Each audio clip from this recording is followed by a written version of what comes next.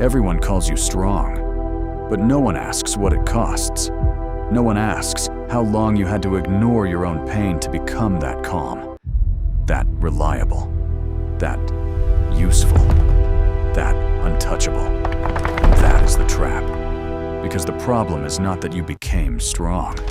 The problem is that strength became the only version of you that felt safe. At first, it protected you. It helped you survive moments where no one came. It helped you stay functional when falling apart was not allowed. It helped you become the person people could depend on. So people praised it. They called you mature, responsible, independent, the strong one. And every compliment made the role harder to escape, because your brain heard something deeper. It heard, this is how you stay valuable. This is how you stay safe. This is how you avoid disappointment. So strength stopped being a tool. It became identity. And when strength becomes identity, vulnerability starts to feel like betrayal. Not betrayal of other people.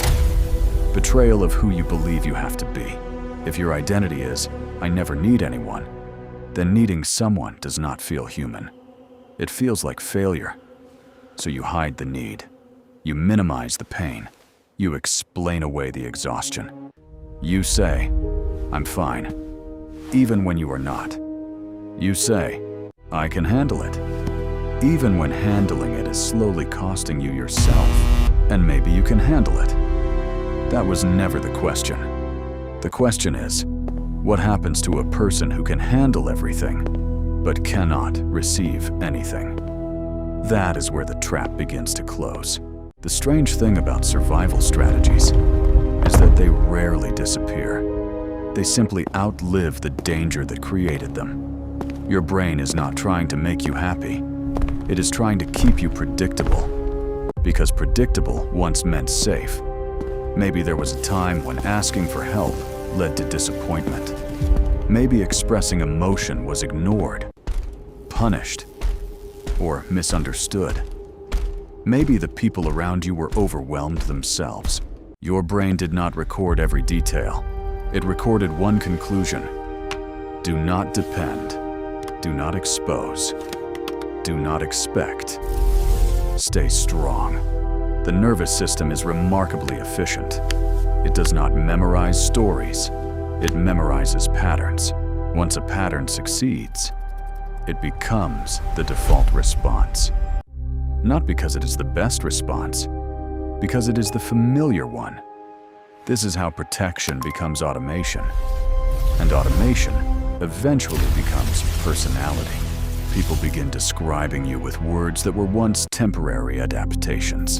Independent, reliable, low maintenance. Nothing seems to bother you. You hear those words often enough, and eventually, you stop asking whether they are true. You simply become responsible for maintaining them. That responsibility is exhausting, because now you are protecting two things: your emotions and your reputation. You are no longer carrying only your pain. You are carrying everyone else's expectations of who you are. That is why people with the strongest identities often feel the loneliest. Not because nobody loves them, because nobody is meeting the real person. Only the role. And roles cannot receive care. They can only perform. This explains why advice like, just open up, rarely works. Because the problem is not communication. The problem is identity. If your nervous system believes vulnerability threatens survival, your brain will defend against it automatically, long before logic has a chance to speak. This is why awareness matters.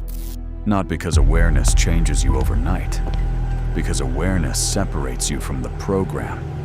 For the first time, you begin to notice something important. I always say I'm fine. I always volunteer. I always carry the emotional weight.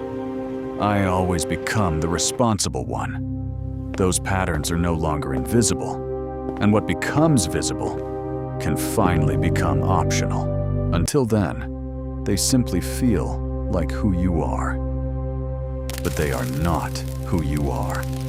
They are strategies your brain stopped questioning, and that changes everything. There is another reason this trap is so difficult to escape. Being strong works, at least for a while. People trust you. They rely on you. They respect you. From the outside, your life appears stable, but your nervous system is paying a bill nobody else can see. Because suppressing emotion is not the same as regulating emotion. Regulation allows an emotion to move through you. Suppression forces it to stay. What is not expressed does not disappear. It changes form. It becomes tension, irritability, emotional distance, constant responsibility. A tiredness that sleep never seems to fix. Not because your body is exhausted, because your mind never stops monitoring. Who needs me? What might go wrong? What have I forgotten? Who am I disappointing? The brain begins treating responsibility like permanent danger. That is not resilience, that is vigilance. And vigilance is expensive. Eventually, you stop asking one question. What do I need? Instead, you become an expert at answering everyone else's needs. It feels generous. It looks admirable. But underneath, something quieter is happening. You slowly disappear from your own life. Not all at once. One decision at a time. One silence at a time. One unnecessary yes at a time. Until your identity becomes completely organized around being useful. Useful people are appreciated. But appreciation is not the same as connection. People can admire your strength without ever knowing your fear. They can depend on your reliability without ever understanding your loneliness, because you trained them to meet the version of you that never asks for anything. The tragedy is not that other people failed to see you. The tragedy is that your survival strategy convinced you there was nothing else to show. This is where many people make another mistake. They believe the answer is to become less strong. It is not. Strength is not the problem. Compulsion is. Real strength includes flexibility. It knows when to carry. It knows when to rest. It knows when to lead. It knows when to receive. A healthy nervous system does not choose one identity forever. It responds to reality. Sometimes reality requires courage. Sometimes it requires honesty. Sometimes the strongest thing you can say is, "I can't do this alone." That sentence is not weakness. It is evidence that your identity is becoming larger than your survival strategy. Because healing is not replacing strength with vulnerability. Healing is removing the rule that says you are only allowed to be one of them. The goal was never to stop being strong. The goal was to become free. Free to carry the weight, and free to put it down. Free to lead, and free to lean on someone else. Freedom is what survival never teaches. Survival teaches certainty. Healing teaches flexibility. That flexibility begins with one question. Not, what should I do? But, what am I protecting? Every automatic response is protecting something. Every unnecessary yes. Every hidden emotion. Every refusal to ask for help. Every sentence that begins with, "I'm fine." Protection is not the enemy. Outdated protection is. Your brain is doing exactly what it learned to do. The problem is that it never realized the environment changed. The danger ended. The strategy remained. This is why awareness matters. Not because awareness instantly changes behavior. Because awareness interrupts automation. For the first time, you notice the moment before the performance begins. The moment before you say yes. The moment before you hide the truth. The moment before you become the strong one again. That moment is small, almost invisible, but it is where identity begins to change. not through dramatic transformation, through repeated permission. Permission to tell the truth. Permission to need support. Permission to disappoint expectations that were never yours to carry. Real strength does not disappear when you become honest. It becomes more complete. Because strength without vulnerability becomes isolation. Vulnerability without strength becomes instability. A healthy person needs neither extreme, only the ability to respond to reality. Some days, reality asks you to carry others.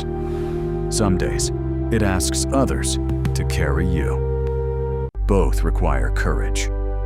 Both require trust. And both are impossible if your identity allows only one version of yourself. So the question is no longer, how do I become stronger? The better question is, what part of me have I never allowed to exist? Because the strongest identity is not the one that never bends. It is the one that no longer has to pretend. The day strength becomes a choice instead of a requirement is the day it finally becomes real.